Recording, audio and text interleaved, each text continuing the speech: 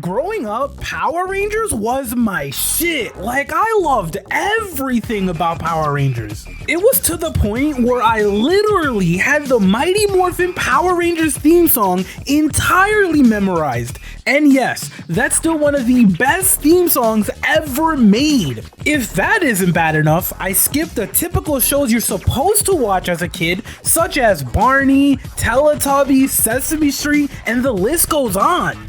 Okay, look, I know that sounds bad, and I know that explains a lot about me, but younger me had good taste, alright? I would appreciate it if you didn't roast the one good thing I had in my childhood besides Kingdom Hearts. Speaking of Kingdom Hearts, I've been streaming my full-length chronological playthrough, and you should check out the playlist with all of the VODs that are available right now on my channel. Shameless plug, I'm not sorry.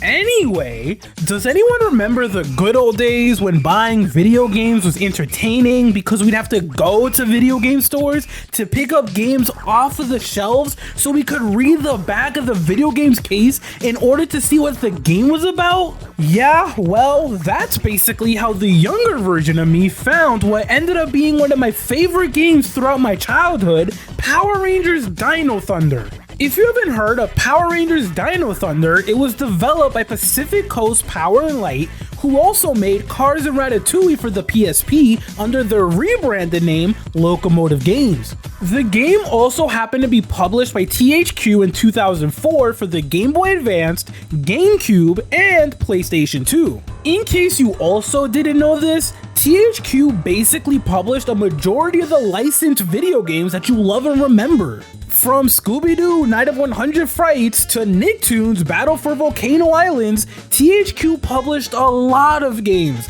And honestly, if we tried to list every single THQ published game, we'd be here for a very long time. Revisiting Power Rangers Dino Thunder in 2021 is one hell of a nostalgia trip. And honestly, I don't even mean that in a bad way. For instance, Power Rangers Dino Thunder isn't hard by any means at all. The hardest thing about this game is dealing with the camera whenever you have to fight Mesogog's henchman, Zeltrax, who's the only boss in the game. No, seriously, when I was completing the final mission, I was fighting against the camera, not the boss. It wasn't hard to memorize the moveset of a final boss back in the day, and it still isn't hard to memorize the moveset of a final boss. However, despite this game being so easy, it does something that I'm pretty sure most people would find to be annoying. During every single mission, the Black Power Ranger constantly reminds you of what you have to do. The worst part is that these reminders barely have any cooldowns either. They happen like every other 3 to 5 seconds. It's not like you put down the controller and stop moving, which then causes the reminder to trigger on your screen. You can actively be doing the mission and the reminder will start popping up as if you've forgotten the entire explanation that was given to you a minute before the mission start. On one hand, I get it. I get that the game is aimed at kids, and as a grown adult, I shouldn't even be mad. But on the other hand, I feel like other games from my childhood didn't hold my hand as much as Power Rangers Dino Thunder. So what's the story of Power Rangers Dino Thunder? What's the point of the story? When do the Power Rangers finally become mighty and start morphing? Why are we even here?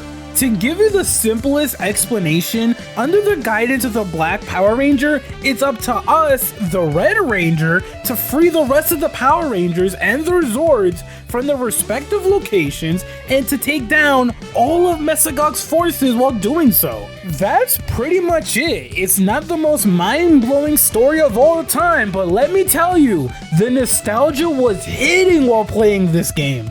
Just from the first level alone, which contains 3 missions that are meant to be the tutorial for the game itself, I felt so young again. It felt like a welcome to Jurassic Park moment for me after all of these years. And if you don't know what I mean by that, let me show you. Welcome to Jurassic Park.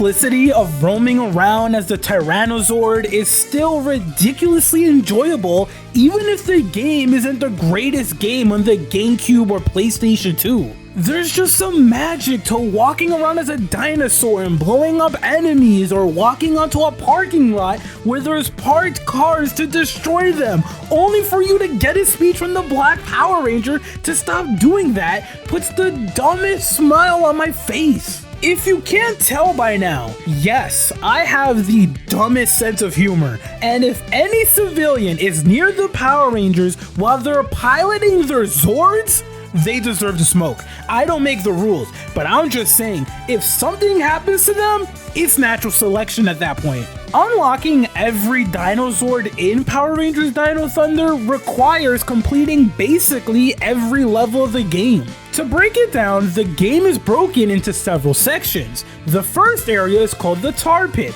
which contains 6 missions that showcase the tutorial of the game, as I previously mentioned. The second area is called Reefside Canyon, which contains missions 7 through 11 and also sometimes requires you to visit Reefside City.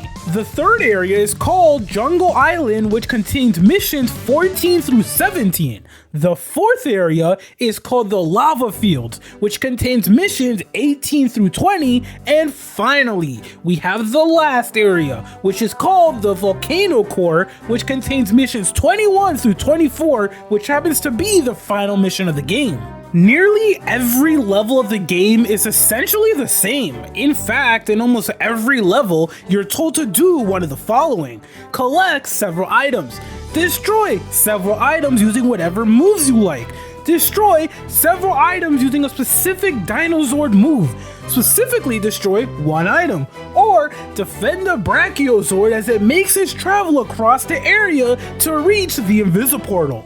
Granted, that last one sounds a lot more annoying than it is, but it's still a reminder as to how long the whole defend a specific thing or area for a set amount of time, and if you or the thing that you're defending dies, you fail the mission aspect of video games has been around. The major highlight for me in Power Rangers Dino Thunder is how quick you can switch between every single Dinozord. It takes seconds to go from one Dinosaur to another, and honestly, I'm kinda shocked knowing this now in 2021.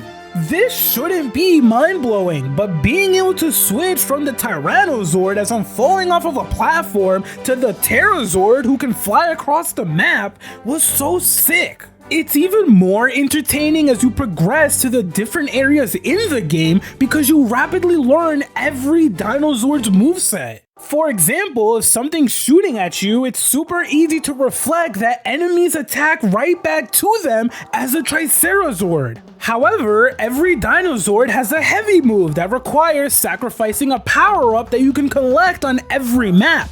Basically, just destroy everything in your way and you'll eventually be given the power-up. It also doesn't take too long to unlock each Dinozord either because the missions are so simple. For instance, you start with just the Tyrannosaurd, but by the 5th mission, which takes probably less than 10 minutes to reach, you unlock the Pterosaur. Then when you complete the 7th mission, you unlock the Tricerazord. The pacing of the game is so damn quick despite the story being a bit lackluster. To answer a potential curiosity though, yes, sometimes there are missions where you're forced to use a specific Dinosaur to complete a mission, but it's done usually after you unlock a Dinosaur to get you used to their gameplay. Now here's where the game pretty much falls apart for me, at least logically. Power Rangers Dino Thunder's story is so lackluster and so weird that I don't even hate it. I'm just left with one simple thought. Huh? The game explains to us that the various other Power Rangers are in different locations and we need to go save them while taking down Mesogog's minions or whatever, which yeah, sure, that's perfectly fine. However, as we save the various Power Rangers and unlock their respective Dinozords while taking down Mesogog's minions, a boss called Zeltrax appears. We fight Zeltrax twice, once in the 13th mission, which is located in the Tar Pits, and then one last time in the Volcano Core. While we fight him for the first time, we rapidly discover that we pretty much can't do anything about him because he's too powerful. Yeah, sure, that's fine, I get it. It's a typical trope that's done in superhero or comic book related shows. No complaints so far. Zeltrax pretty much runs away and continues to do whatever Zeltrax does as the Power Rangers pretty much pull an Avengers Assemble moment as we get together, take down Mesogog's minions, and work our way towards the final area of the game. Then we reach the final area of the game, and this is where it falls apart for me. I get that this game is designed in the mindset of, let's make a game that pretty much plays out like a typical episode of Power Rangers, but this game essentially has no real ending. You spend probably 4 to 5 hours playing the story of this game, which isn't a problem. I'd like to repeat that the length of this game isn't a problem. If it has something like an 8-hour long story mode, I would have checked out as a kid and go play something else like Kingdom Hearts 2 instead. However, when you finally power up and go full on go Power Rangers to fight Zeltrax, you don't even kill him. You don't finish the fight as they say in Halo 3. You don't have this final moment of screw you Zeltrax, you're done. You hit him several times and then after that, the volcano begins to erupt and he runs away. Once again, I know this is meant to play out like an episode of Power Rangers, but you could have at least given this side story a stronger ending. The whole ending is basically, man, Zeltrax sucks, but at least we have each other. Friendship for the win, we'll deal with Mesogog another time, I guess. I guess I can see why Power Rangers Dino Thunder reviewed so poorly with the critics, plus why the Xbox version of this game got cancelled. One thing I didn't know about this game though, at least back in the day when I owned this game as a kid, was the fact that you could unlock the Zords from Power Rangers Ninja Storm and Power Rangers Wild Force if you do extra things after completing the story. I found out about this after I decided to research this game, which resulted in me finding a guide posted on GameFAQs on October 4th, 2004. Do you understand how long it's been since I've looked up a guide written for a game on GameFAQs? I know for a fact that me saying this takes people back and hits them right in the gaming nostalgia feels. Not only does Power Rangers Dino Thunder have Zords that you can look at in your Zord collection, but there's also Power Games which seem to be extra side content to do post-game to unlock movies as well. The movies sound a lot cooler than they are though. They're honestly just tiny cutscenes that are about 20 seconds long or so. Obviously, I'm guesstimating the timing of these movies, but what I do know is that as a kid, if I unlocked everything in this game, I would have been continuously going back just to rewatch these movies. I would have been hitting replay over and over again just because of my love for Power Rangers. Unlocking all of the Ninja Storm Zords just for the sake of this video brought back my love for doing side content after completing a game.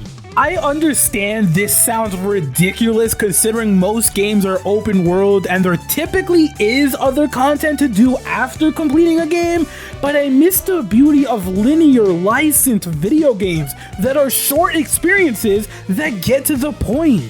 Even though a lot of these old licensed video games aren't as great as we remember, or as long as we remember, despite putting hundreds of hours in these short linear games, having reasons to go back to these short games, like collecting every item in a level, or using a specific character on a specific mission to unlock another character, sort of feels like a lost thing in video games. It sounds dumb, but those type of experiences as a kid felt magical. It made me appreciate video games so much more, and it feels like we don't have those simple yet lovable experiences considering how big games have grown to become. Alright, I've ranted enough about how much I loved video games back in the day. Let me stop before I act like I'm way older than I am.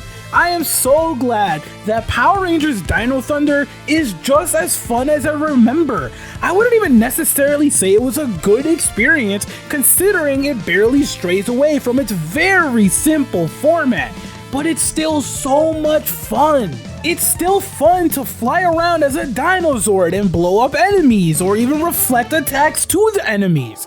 Opening up this time capsule brought a lot of joy to me, and it legitimately felt like a much needed, lighthearted experience. You can consider this the first episode of my series that'll likely be called Video Game Nostalgia, where I'll be reviewing and discussing old video games from my childhood. So if you have any suggestions as to what you would like to see as an episode of this series, feel free to let me know in the comments below. I'm all open to suggestions. As always, if you enjoyed this video, hit that like button. If you really enjoyed this video, hit that sub button. If you have any questions, comments, or concerns, write a comment down below. Don't forget to keep it real with peace, love, and positivity.